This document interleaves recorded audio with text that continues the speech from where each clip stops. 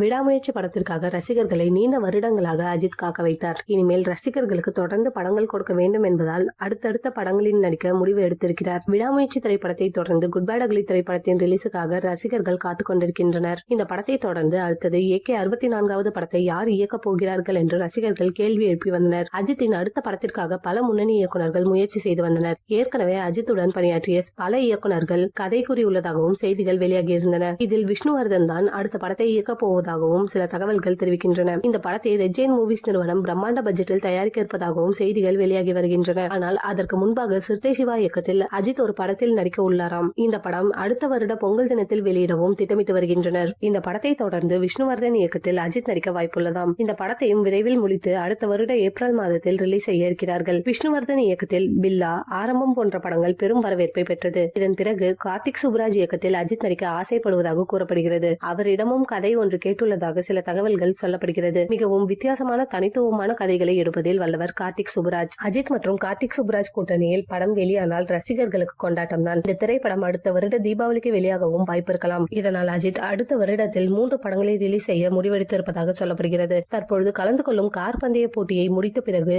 இதன் அதிகாரப்பூர்வ அறிவிப்புகள் வெளியாகும் என கூறப்பட்டுள்ளது.